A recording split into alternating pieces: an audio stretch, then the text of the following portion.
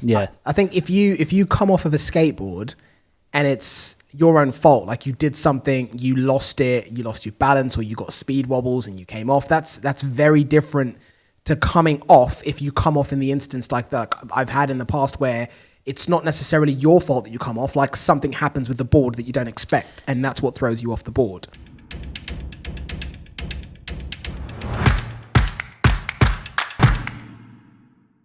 Before this audio kicks in, what are your thoughts on hub motors? Oh, by the way, before we even jump into this podcast properly, 7K. Actually, 7.1K now. Okay, I thought it'd be a bigger deal than that. No, 10K is more of a big deal, isn't it? Okay, right. 7K is just another number. Oh, it's just whatever, yeah? Nothing but a number. Thank you, guys. I'm stoked that we're on 7K. Ricky doesn't care, just so you know, but Ricky doesn't care about much, so... 7K is nothing, man. Right? I don't like this guy today. I'm happy, guys. Thank you. Thank you for the support. Keep subscribing, keep watching. I'm happy. Okay, I'm glad for you. Look at this face. All right. No, I'm generally happy. 7K's, it's all right. It's getting there. Okay. Not where I want to be, though. All right. Sounds like a rap song, but okay. Anyways, guys, thank you for joining us on Season 2 of the Average Skate Reviews podcast. I think we're on episode 6 now, right? Yeah, I think so. 5 was the last one. 5 was the last one, 6. Episode 6, guys. Thank you for joining us. Like, this is more of a really impromptu episode. We had already been in the office the whole day, and we actually left and came back. Yeah, went for a bit of food and then come back. Yeah, why did we come back? Oh, we come back because we wanted to do a podcast on about falling off your electric skateboard. I think that sounds like probably like a really random topic to do a podcast episode on, but... a lot of you guys that follow the Instagram page know that I came off my board. Things change. Yeah, and it completely messes with your head when that happens. Yeah. I think if you come off of a skateboard and it's your own fault, like you did something, you lost your balance, or you got speed wobbles and you came off, that's very different to coming off. If you come off in the instance like that I've had in the past, where it's not necessarily your fault that you come off, like something happens with the board that you don't expect, and that's what throws you off the board. Yeah, I mean, any type of coming off of an electric skateboard, or however you fall, whether it was to the board's fault or your own fault, it still shakes you up and knocks your confidence, and when you jump back on it, you tend to take things a little bit more easier.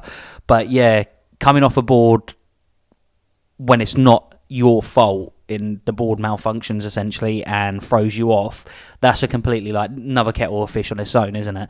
Yeah, for sure. I guess. I mean, I wasn't even the one that come off, and it's shaking me up, and I'm considerably thinking about getting a helmet. Do you actually mean that, or are you just trying to? I can never tell if you're trolling anymore. No, I genuinely am thinking about it, but then I'll probably wake up tomorrow and just not wear a helmet. Yeah, I think it's one of those ones where is it because of like when you see me come off, it's been like, oh. Yeah, no, I think what it was is just the fact that obviously riding a board, I didn't realise that the motor could just lock. Do you know what I mean? Yeah. And that's sort of like just made me think like, holy shit, like electric skateboards, like if that could just happen at any point and you just don't know. I mean, it's super unlikely for something like that to happen, but yeah, it can happen. Exactly. And if you're doing ridiculous speeds, then I mean that you're just coming to a dead stop. Yeah, there's no warning. Kiss the sidewalk. Yeah, there's no warning. Oh, the board, or you can see there's danger coming up, and you can try and anticipate a way you can fall for it. It's just literally you're going along, and then the next minute you're on the floor. I think it's one of those subjects that it would be interesting to hear from, like, you guys watching or listening to the podcast, just to comment and let us know if something like that's ever happened to you. Yeah, if the motor's ever locked up on you and you've literally just been thrown off your board. Yeah. I didn't realise the motor would lock up like that. I thought like the motor would just get smoked, and then you'd roll. But obviously you'd have a bit of a jolt, but not to the stage of where it locks up and literally just you're gone. That's it. Yeah, it's something that can happen, and I guess. For me, like, obviously, like having just like recently come off of a skateboard, the trick is now like riding my Bambi GTRs and ripping around, or even if I'm riding like the Onza, or if I'm on the Flex, like I never care about just full throttling it everywhere. Like I always do it like haphazardous, like no knee pads, no elbow pads, no gloves. It's like whatever, I'll still go. But now I'm like, oh, like I'm literally looking at the ground in front of me, and I'm like assessing how much it would suck if I hit that ground, and then we get onto another road or a nice smooth cycle path, and I'm like, it wouldn't be too bad over here. Okay, there's grass on the sides there. I could kind of like ride really close to the edge, right by the grass. Yeah, but I mean, even if the motor locks up like that, you're gone. Yeah. But like we were saying, weren't you? You don't get into riding electric skateboards. You can't get into riding an electric skateboard without expecting to come off and hurt yourself at some point. It's a dangerous thing at the end of the day, and you've got to sort of, if you do come off, then you've just got to take that on the chin and just get back on it. Yeah, it's like playing hockey. Like, don't expect to play the game, and if you're going to wear a visor, and you're like, oh, I don't want to lose any teeth, don't wear a visor. Don't play hockey. Exactly. Like, it's going to happen at some point. You know, you do extreme sports, you need to be prepared for the injuries that you might sustain as a result, and that's where you weigh it up. I mean, like when I came off and like shredded my hand, my knee, my elbow, like my hip, twice, road rash on my hip, twice. Cheers, mate. Who's counting? But okay. But when stuff like that does happen, like I'm not sat there going, oh, like I'm not going to go out again. I mean, like 2 days ago, while this wound was still open, I was on my Stoke. Yeah. Like riding around the park with my kids doing 180 slides. Yeah. It's like, I was sitting there thinking, like, if I come off, this is going to suck because I can't put either of my hands down because it will hurt like hell because it's still so sore. Yeah. But I'll still do it. But like, I didn't really feel like apprehensive at the time of riding the Stoke because I was going quite slow. Like the way you ride that board, you don't have to like floor it on that board to have a good time. You don't go on that board to be doing 100 miles an hour everywhere, do you? Exactly. It's more like trying to finesse all these cool little tricks and skills on that particular type of skateboard. But then today, like ripping around Cambridge on the GTR Bamboo, I'm sitting there thinking like, whoa. I didn't want to full throttle it in areas that I know I'd just be absolutely hammering it through, not even thinking. Like the notion of like is it even feasibly possible for something like that to happen? Like just the memory of coming off is holding me back a little bit. But the more we rode, had a glass of wine while we were having some food. Yeah. On the way back, I was a lot more carefree than I was on the way there. Yeah. You weren't riding like your normal self though. No. I'm not. I'm still more calmer. not. Yeah. Because and it's the thing is because I'm still not 100%. Like my wounds are probably at like, I don't know, 60% healed right now. So I don't mind. Like I genuinely don't mind coming off. But when you come off and you've already hurt yourself, like I don't want to come off again on the same injury. Yeah, it was literally within the space of 10 minutes as well. Yeah. It's like literally you come off and then we was riding and I looked back and all I see was you flying through the air and I thought to myself, how the hell has he just managed to come off again? Like we're riding on a straight road. It's madness. It's absolute madness. But I guess like what you take away from that is like the annoying thing is now like you'd be like, oh, why aren't you wearing flatland gloves right now? Like I would rather fall with no gloves right now than with flatland gloves. Yeah. Because like even just putting the gloves on will suck and it will hurt my hand. But once my hand's healed, like hell yeah, I'm wearing flatland gloves. Yeah. They're a real big saver, those gloves, aren't they? I mean, 100%. The amount of times I've like just fallen off, not going fast, but just come off at slow speeds. And automatically you just go to put your hands out and the first thing that goes out. Yeah. It's either an elbow, a knee or a hand, but 9 times out of 10 it's your hands. Yeah. Like they're the things that you automatically use to try and break your fall and then everything else follows from there. Yeah. But I think it's must have. I think it's just interesting. Like I just wanted to cover this to see like feel free to leave comments down below of what you guys do to try and overcome like the mental barrier that's created from you coming off of a skateboard. Like let us know what you guys do. Like I think what I'm going to be doing right now is being a bit moderate until like at least my palms are 100% healed. And then I'll go back to riding like a nut job and carving like a crackhead, as the term goes. But you know, like whenever we go down to London, whenever that is, I'm still going to be with Andrew trying to perfect the 360 slide. Yeah, like I'm still going to be doing that. I don't care how bad my hands are. Like I just don't care. Like it's one of those ones, isn't it? You're in at low speeds. Yeah, it's just you're not going to injure yourself really badly. But yeah, the thought for me is just like the fact of being like if you're going over 25 miles an hour and that instance was to happen to you and you come straight off the board. We've never thought about it before. Never thought about that, but now I'm like, holy shit, do you know what I mean? Like if I come off at that speed, not even my own fault. It's just it's an electronic machine at the end of the day. Things do happen and it goes wrong. Yeah. Then, you're totaled, didn't you? Yeah, you do have to be cautious with it. And it's a super random one because it's not something that's ever happened before. But I think at the same time, it falls down to like I have to kind of hold myself a bit accountable for it as well. Right. Because I felt like leading up to my board locking up on me and throwing me off, there was things that the board was doing to show me something was wrong. Yeah. But I didn't voice them as much as I should have. Yeah. It's like I feel like one of my motors is overheating much more than it should be. But I was like, is it like, and you talk to a few people and they're like, oh, belt tension, like air pressure, blah, blah, blah. And you're like, okay, like you check all of that stuff and then it's still doing it. And you're like, why is it still doing that? Yeah. I mean, would there be times that we kind of ride like 5-6 miles and your board would be completely fine, but mine would knock itself into pro mode from GTR mode. And instead of going like, okay, let's stop riding and figure out what the hell's going on with this thing, just kept pushing past it. Yeah. Just like kept pushing past it. And then eventually overheating, smoking, locks up, done. And then the motor's completely screwed, motor controller unit's completely screwed. Yeah. And it's, I guess like, if you have any inklings that your board is not doing something that it should be doing, like voice them, check it. And just get them sorted straight away. And get it sorted out straight away rather than waiting for it to go super, super wrong and then trying to figure out what to do from that point on. I think a lot of this could have been avoided if I was just a bit more on point with my maintenance. Yeah, I mean, I'm definitely going to be more cautious about things. If anything was like that I'm not 100% sure of starts to go wrong or anything like that, to save any aggro, I'm just going to get it sorted straight away and just swap the part out.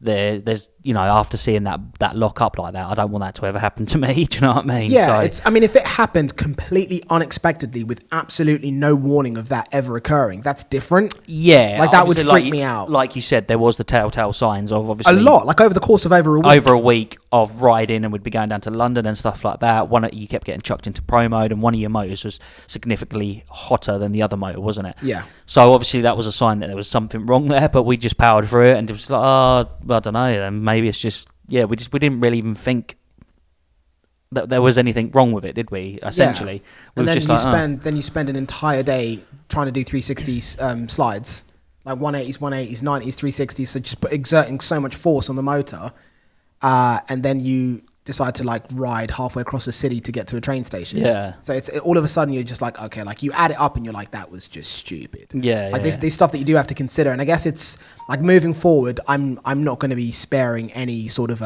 second guesses with the board. If I think anything's wrong, like you said, the part's gone. Yeah, it's not worth it, is it? It's just not worth it. So I think that's the biggest takeaway for you guys. It's if you have any inklings that something's up with your board, like address it. Don't assume that it's going to be okay, or if it happens like twice, 3 times, then geez, just fix it, deal with it, don't avoid it, or it's only going to get worse. That's I think the biggest takeaway for me is that. But like I said, it's not put me off. I'm still riding. Yeah. No, I mean, it shouldn't put you off. You should still just get straight back on it and ride again, because the longer you leave it, the more hesitant or less likely you are to actually get back on the board and ride it again. So I think, definitely the right thing to do is just jump back straight on the board as quick as you can to try and get your confidence back. But yeah, definitely just, I think, like you said, something to take away from this is definitely that if anything is wrong with your board or you're not 100% sure that something's working correctly or how it should be, just get it sorted, get it checked by someone, and swap that part out, because it's just not worth it at the end of the day, is it? Yeah. I mean, at the end of the day, these are fast electric machines, and you can cause yourself some serious damage, can't you? Yeah, for sure. That's definitely sure. I think for me, what I'll be doing now is essentially just trying to be a little bit more cautious for the next few maybe like the next week or so, like while I'm waiting to heal up properly, and then once I'm back up to 100%, then just back to maybe back flying on the board, back to full savagery, mate. Honestly, back to full savagery. But yeah, from there was something else that we were talking about today. I don't know how to approach this, guys. I'm gonna apologize now, because I'm not. As you do, Ricky. Yeah, sorry. Phone's on silent, please. So like from there, something else that I wanted to touch on. I feel like I've definitely got to apologize now for it in advance, because I don't want it to come across as disrespectful. It's just one of those scenarios where I don't understand why this thing exists, but it does. And I don't think it's just me. I mean, I'm going to leave this as open. I like it. Of course you. I'm actually debating whether I can get one or not. Where I can get one from? All right. Yeah, am I saying the it right? World's first e-scooter. Yowboard. Yowboard. Yowboard. Yeah. Yeah. Okay. Yowboard. So essentially, if you've not seen this thing, it's not something that's available just yet. But the only way that I could describe it is it's a skateboard with a handlebar that you hold with one hand. Now, like if it's a skateboard, like a skateboard deck with skateboard wheels, skateboard motors, like Eskate motors, with handlebars, where you rev the handlebars, I understand that. It actually kind of makes sense. But this is very different in the sense that it has this one long hole with one handle for one hand, And then in the other hand is the remote to control it. So this is the type of device that you use, and not just one of your hands is being occupied doing something. Both of them are. I don't understand why you'd want to merge a scooter with a skateboard. I don't get that. Yeah, no, neither do I. I'm just looking at it. Like, at a glance, I thought it was just a scooter. And then, like, it says 20 miles range for 3 times further than any entry-level scooter. Surely, like, the scooters... You can buy a scooter for, like, literally 300 or 400 quid and it does 15, 18 miles of range. Yeah, there's so many on Amazon, like, from all of these random brands. But, like, this is, like, a pretty clear image of what it looks like. It looks like... If they took the handle off, it looked like a pretty dope board. Yeah, it kind of looks like when you get those boards that try to imitate all-terrain boards. Like, it's got, like, the flexi battery. But what's interesting about this is, like, the front wheels turn independently to the body. Like, there's some sort of, like, thing there. Yeah, like a joint or... Yeah, like a steering mechanism hinge of some sort. Yeah, like a hinge. Yeah, that's a better way of explaining it. So it would ride significantly different. Of course, it's got shed lights. You can get shed lights on it. Why not? I mean, that looks... You can see what I mean. If you saw that, you just assume it's another electric skateboard, like I don't know, own board or something like that. Nice rims. Oh, hello. You're such an idiot. But like, even this image here, like, nice. up above it said it was 12 kilograms. I don't understand it. Like, it's such a because for me, I wouldn't want one hand to be on a handlebar so I could turn, and then the other hand to be controlling the speed and the braking like a skateboard. It's like you've taken the advantages of an electric skateboard and also the drawbacks and then tried to smash them together with a scooter. Yeah. I feel like if you're a novice and you want to learn how to ride an electric skateboard, you get a basic one and you ride slowly. Like, why would you want a scooter with 4 wheels that is essentially I don't get it, man. Maybe it's like an all-terrain scooter. No, but there is all-terrain scooters. Okay. These all-terrain scooters, like, you could get like an actual thing that's intended. It's trying to fill 2 voids, and I don't think it's something that needs to be filled. And I don't mean it from like a hateful perspective.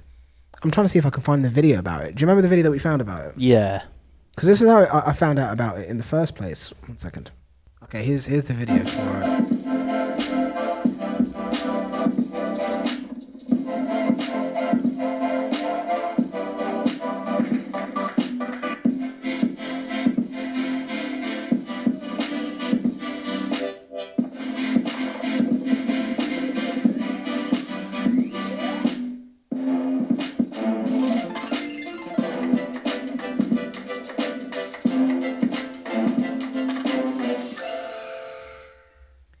Yeah, that's a strange one for me. That's a really, really strange one. I just feel sorry for whoever's put loads of money into that product. There you go. See, like, that's what I meant about how it turns independently. What I'm really curious to see is how much it costs. I think that's going to be like another huge thing. It's justifying how much this is going to be priced at. You see what I mean about the independent turning? Like, that is... Yeah, I think it's going to be if you look at the price. I mean, it doesn't say what the price is, but I reckon that will be quite expensive. You think? But yeah, just let us know. Like, again, like, we're not. It's not going to be like 500 quid. If it's close to 1,000, that's like, geez, that's going to be a tough for me anyway. Like, we're coming from like obviously the skateboard background. I don't know what people are going to be like from different backgrounds, but I don't understand why you would want this. If you want a scooter, get a scooter. If you want an all-terrain skateboard, get an all-terrain skateboard. Yeah. Like, don't try and merge the two together.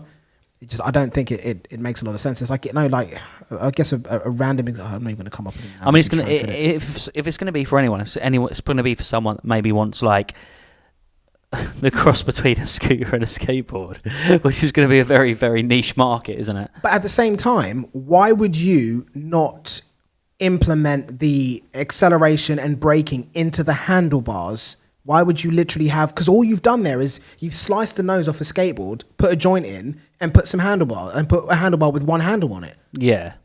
That's essentially what's been done. And I don't understand why... If the acceleration and braking was integrated into the handles, that's completely different. Do you know what I mean? Yeah, because then it's sort of like a 4-wheeled scooter, isn't it? Yeah. But instead, it's like a botch job skateboard stroke scooter. I don't get it. Like, I don't want to be on an electrical device where both my hands are engaged.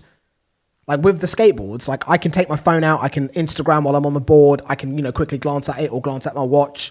You wouldn't be able to really do anything with this. You'd be completely engaged while you're on it. Both your hands are doing something. Imagine coming off of something like that. It's just, I just don't understand, like, the aggro of having to have a scooter and having to have a remote control for the scooter as well. I don't get that. But like I said, like this is us just sharing our opinion on what this is. Like, no disrespect to the people that have made it. I personally just don't understand it. And I want to know what you guys think. Like, obviously, we'll leave the link down below in the video description. Like, comment below and let us know. Like, today's the first day that I've come across this. And it's just one of the strangest things that I've seen. Like, very, very strange. But yeah, comment down below and let me know what you guys think about it. I mean, it's always good for companies to come out with stuff like this because it's like innovating, isn't it? And it just makes things better for everybody, whether it works or it doesn't work. Somebody else might see this and take something away from this product. That's true. Then makes electric skateboards better or scooters better. So, you've got to have things like this pop up every now and again. But yeah, I do agree. Like the market they're going for is going to be a very, very niche one. And I can't really see it making a lot of money, really. It's an interesting one. We'll see what happens with it. Maybe maybe if we were to have a go of one, it might change our minds. But I don't know. I don't think it's something that I'd want to have. Like, I don't want to put a handlebar on my skateboard. It seems weird as well, because obviously when you lean the skateboard, the back wheel's turning, but the front wheel's not. So you'd have to essentially lean the front wheel as well, wouldn't you, to turn? Yeah, that's why you need to have like the hand support on it, so you can actually force the front end to do something. That's what I mean, yeah. So even riding that thing would be bizarre. Yeah. Let us know in the comments, guys. I have no idea what else to say, but it's an interesting Thoughts on it. Yeah, I had to bring it up because I saw it and I was just like, man, like if I don't say anything about that, it's going to drive me mental. So I thought I'd at least mention it so you guys could take a look. If you don't know, if you do know, hit us up in the comments and let us know what's up. If anyone from that company's watching, like if you could better explain the product to us so we can understand, because we're not bashing you guys, we're just sharing our opinion. And it is what it is. But yeah, I think that about sums up this random ass podcast. Unless there's something else that you wanted to jump on. Quick one, I'm going custom. Oh, I'm building a custom board. I want to build my own board. Go on. I want my own needs. You want your own needs. No, actually, if there's anyone that knows of a battery cell that I could get in the Evolve Carbon GTR, because I'd like to use that deck, but the actual like battery compartment on it is only 25mm deep. So I don't know if there's any of you guys that know like about batteries and stuff. What's the bestest battery I could fit in it? That's fair. What are you gonna share what you're doing in terms of? I'm not 100% dead set on what I'm gonna get, but I've got my motor controller. Yeah. I've ordered some motors. You sounded well English when you said that. I've got my motor controller. I've got my motors. Okay. I'm deciding like if any of you could tell me a battery that'd fit into that GTR deck, I'd like to use the GTR deck. But if not, there's another deck made by I don't even think I can find. Oh, Bound Motor. That's it. Bound Motor drop down deck. It's like a bamboo deck, and it's got like this nice sort of like carbon fiber looking battery case on there to house your ESC and that and there. So I'm debating whether to get that. But I would like to obviously try and get a battery that fits inside of the carbon, because I just like the way that board feels. So if I could beef it up and mod it to the way that I like it, that'd be ideal scenario. But if not, I'm going to have to pull the plug and get that deck, I reckon. No, it does look like a nice deck. No, it does. And if it's anything like the Ownboard Bamboos deck, I really, really enjoyed that deck. Yeah. It was a lot of fun. Was that drop down again? Yeah. It was? Yeah, the Ownboard Bamboo was dropped down. Oh, yeah, it was, wasn't it? Yeah. That was actually nice to stand on. It was nice. Yeah, nice bit of flex on it. Low centre of gravity. And as well, because of it being a bamboo deck as well, with the drop down there, you had like foot placement at the front and the back, didn't you, to be able to put your feet in and that, lock them in. It was almost like the GTR Carbon and GTR Bamboo deck had a baby together. That's it. Yeah, that was actually really nice. I enjoyed it. Like, it's when we put the all-terrain, like what are they called? The tires with inner tubes. I can never remember the actual name for them, but you know what I mean. The Evolves tires with inner tubes. Yeah. That board was so nice to ride. Yeah, it was so nice to ride that own board. It improved it like tenfold. Yeah. They should make some decent tyres for that board, and it would do so much better. I think they have made better wheels now. Yeah? Yeah, I think they're all coming out with, like, you know, the rims that they're on that? Yeah. They're all, like, a lot of the companies are bringing them out with wheels like that on now. It makes sense. Like, I don't understand why you'd get an all-terrain tyre and then remove the inner tube, because it's like, oh, it stops you from getting punches. Like, I've never had a puncture. No, and they're so dangerous, they're so slippery, aren't they? Yeah. So it sort of defeats the object. The whole reason you're putting ATs on is because you want the grip and the stability when riding over rough roads. But as soon as you start putting, you're essentially just putting a big heavy wheel, a stone wheel on a board. I don't understand it. Then you feel every vibration, it slips all over the place, and it's just no good. Yeah, it reminds me of another wheel that makes absolutely no sense. I can't remember the... can't remember the name of that one. I'm sure there's one of them, weren't there? Yeah. Something like... rain wheels or something? Rain wheels. Rain wheels. Rain wheels, something to do with the sky. Wind wheels. Colour wheels. Cloudy wheels. Oh, the ones, in the sky. Sky wheels. Cloudy wheels. Oh my goodness. I don't care what they do to those wheels. Those wheels suck. They are bad. I don't understand people who like them. I don't get it. I don't. There's just no benefits to using them, is there? No. They're slipperier than the Evolve 97s or just a general skateboard wheel, urethane wheel. My 6-year-old loves them though. They look pretty.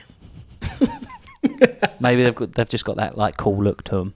I wouldn't call them cool. I mean, they look interesting. You can colour coordinate your board with them. Yeah. But yeah, no, I don't get it. I don't understand why anyone would want them wheels. I really don't. Neither do I. The second I see like a skateboard brand advertising their product with cloud wheels, I'm like, okay, I'm done with you now. Like I feel like so much. I think credibility's lost. The companies have stopped that now, though. A lot of them. There's still a couple of them are doing that. Yeah, I think there's still a couple of them, on. but a lot of them have stopped doing it now because they understand Facts. that they're just like one of those fads that went really popular and everyone was getting them, weren't they? So they was like, okay, let's stop bringing our boards out of them We now. could not understand why everyone was saying these things are amazing when they are trash. They were proper dangerous. Yeah. Like just riding around London and that. Wear them so in and then sketchy. they're good. But why should, like, yeah, you need to wear in any wheels, but not wear them in by like 7 mil. Like, you know what I mean? Got to take 10 mil off of them. Yeah, first. make them flat. But then if you're going to make them flat, just get 107s. Just use a urethane wheel. Save yourself the hassle. Let's not go down the road of a rant about cloud wheels again. Cloudier wheels. What's that guy's name? I always forget his YouTube name. Is it something Gator 1 or something like that? That's the one, man. That dude, please. He's funny, isn't he? Gator 1, if you're watching this, please make more videos about cloud wheels. Or something else. Oh, yeah, they're funny videos. You should definitely go check his channel out on Instagram. It's funny. We'll link him down below. Hopefully I'm not going to forget to pop it in the description. But aside from that, what is... are you going to tell us what motors and stuff you're getting for the board, or are you going to keep that all private until you're done? Well, I'm not 100% sure on those yet, but I just wanted to chuck it out there. Any suggestions from anybody, hit me up in the comment section. Let me know what your thoughts are, because obviously this is my first time building a board. It'd be good to have someone that knows what they're talking about. Tell me a little bit about... Sorry to interrupt you, mate, but look at those. Oh.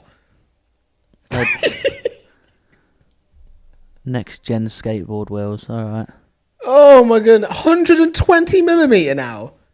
Oh my goodness, so you can kill yourself getting twice as fast now.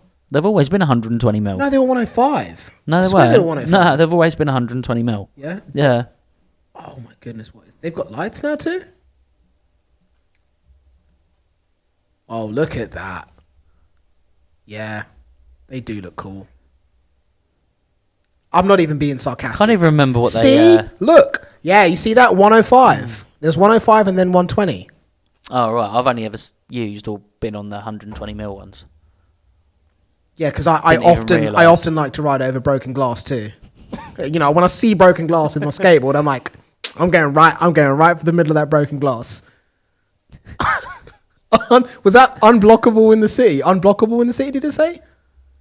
I swear that said unblockable in the city. Was I reading that wrong? Or did it say unlock the city? No, I swear it said unblockable in the city. Like, as in you can ride over anything. Are they 105s? It literally says it there. 120D and 105D. Who opts to ride over glass in a skateboard? But yeah, I'm not going down this road again. Let's not do it. Yeah, let's move on. Let's not do it. But yeah, I'm looking forward to this. I don't even know what I'm looking forward to. I'm looking forward to this, Rick. Yeah. Although now I'm probably I'm thinking after what happened the other day of coming off the board, like I'm Damn, like, do I really want to go that fast on one? So you don't want to go fast anymore? I told you 30 is more than enough. You don't need to go any quicker than that. Yeah, no, 30. As soon as you start going to like 35, you feel like you're flying. Yeah, you don't need any more speed than that. If you do, like, just get off a skateboard and get something else. Get a quad, get a bike, like a motorbike. Yeah, 35 miles an hour on an electric skateboard's, yeah, it's plenty enough, isn't it? Don't mind me with my Primitivo. Cheers, guys. He's on the wine. He's on the gin and juice. Rolling down the strip, smoking and sipping on gin. Anyways, before we go off on any more tangents, I think bring this episode to a close. Like I said, guys, this was a super impromptu. Just a quick one, just talking about coming off an electric skateboard and, you know, how it's sort of like made us think twice. Yeah. Oh, God, that wasn't fun. And it's the stuff that was like, let's go through the list of things that I lost that evening, yeah? Oh, God. iPhone 11 Pro Max. Yep. Like maxed out spec one that cost like 1,500 quid, completely broken. Both sides, done. My Apple AirPod Pros. Lost one, no idea where it went. So those are done. So now we're up to a balance of almost £2,000. My £285 Timberland jacket. Done. Okay, now we're over £2,000. What else did we lose? Oh yeah, my t-shirt, that was ripped. My pair of jeans, those were ripped. Like, just going down the list of stuff that has been destroyed as a result of that incident. Like, I'm sat at like the Uber ride that we had to get from where I came off to the train station because like I couldn't ride. Yeah, man, that was an expensive trip. It was like, I'm like 2.5 G's deep. I could have bought like a really nice skateboard. Yeah, I know. Just because of the cost of coming off a skateboard. Yeah. Yeah, so from that perspective, I was just like, holy crap, that sucked. And then obviously, like, it's like the lead time, like having a shower with one hand in the sky. He's reaching for those cloud wheels, eh? Reaching for that cloudier wheel. But no, it's terrible, absolutely terrible. But it's definitely made us think twice. I think flatland gloves are now going to be an absolute must every time I ride. And I mean, this has even got Ricky thinking about putting on a helmet, let alone the 1,000 likes video. I'm thinking. Let alone the 1,000 likes video. I know a lot of the guys out there love that video. So most people got what we were doing. There was a handful of people that just felt like they had to like. It's like we gave them wedges. I'm actually like the last podcast. I don't believe anyone's actually like complained about a helmet though, have they? I don't think so. I don't think anyone's actually commented on the video saying, yeah, wear a helmet or something like that. I think a lot of people just get it now. Like, it's one of those things. I think the people that no longer want to follow the channel are probably no longer following the channel, although I know they're probably going to touch in to just see what we're doing and what we're up to, and then complain that you're not wearing a helmet. Yeah. Which is exciting. But no, aside from that, quick side note as well. Andrew, who's the guy that we've been riding with in London that does like the most savage skating on street wheels that I've ever seen on an Evolve board in my life, like live, is going to be on the podcast with us tomorrow, hopefully, if everything goes to plan. By me saying tomorrow, that now means that I have to edit and upload this episode tonight. I've just like shot myself in the foot. Just for reference, in case I don't make that, it is the 15th of September 2020. 8 o'clock. 8 o'clock, and yeah, we're hoping that Andrew's going to be here on the 16th PM. On the 16th of September 2020, which is tomorrow. So we'll see if we're able to get the episodes out in order and on time. But yeah, I'm looking forward to that. And let us know in the comment section what guests you want us to invite. Obviously, if they don't live in the United Kingdom and they're not able to travel in, because we're not about to start buying flights for people in the US to jump on a podcast, not unless we get sponsored by, like, I don't know, Evolve. But no, like, let us know, because we can always like have them like projected on the screen. There's lots of different ways that we can do it. So let us know who you'd like us to see have a conversation with. But make sure it's somebody that we'd be able to have an actual conversation with. Like, there'll be substance for us to be able to discuss. I think that would be pretty interesting. I know a lot of you guys in a post I threw on Instagram wanted us to do something with an Evolve employee, which I actually think is quite feasible. Yeah. We just have to ask really, really nicely and see if we can convince one of them to come up here from London, maybe offer them lots of food and orange juice. And yeah, maybe they could have a go on the Onza or something like that. Do like a board day. Hold a special event. Yeah, private. Only, like, you know, we don't skate with a maximum of 4 people is all we can skate with. Yeah, that's max. Don't shake your head, mate. Sure, but yeah, that's the idea. But yeah, we'll see what we could do with that, guys. Let us know in the comments who you want us to feature, what products you want us to look at next, and if you want me to do a review of the Evolve bag that I've been using for some time now. Unless Slick Revolution have released one or have one coming that's meant to be similar. I think you should do a review on it. You've been using it like constantly every time we ride, and it's a good bag, really. A bit big for me, but good bag. What about your turtle shell backpack that you had in Spain? Yeah, but I had to wear that. I'd got the camera gear in it. Yeah, I'm just saying though, it would have been better to have a bag like that. Yeah, true. Yeah. Turtle boy. Anyways, Ninja Turtle. We're gonna sign off. Thank you guys for rocking with us. We'll be back, I guess, tomorrow. Yeah. Lots of podcast episodes coming, and we've still got a ton of Eskate actual reviews and stuff coming as well. So yeah, we've got loads. Yeah, loads. Lots of too boards. many. Lots of boards. Busy boys. Too many boards. Too many boards. Too many boards. Too many boards. We need some more boards in here. We need some more boards in here. Thank you for watching, guys. Keep watching, keep subscribing. If you're listening to the podcast, make sure you're rating it so we're climbing up in the ratings. Make sure you're subscribing and thumbs upping and commenting also on Instagram and YouTube. If we're going to post this on Instagram or YouTube, I'm sure we will, maybe clips. But yeah, big thank you for rocking with us, guys, and we'll catch you in the next one. Goodbye. Another one. All right, peace out, guys. Yeah, see you later, guys. Bye. Home time. Home skis. Oh, God. Who Chad? Oh, it's Mr. Nasty time. Woo. Oh, Mr. Nasty time.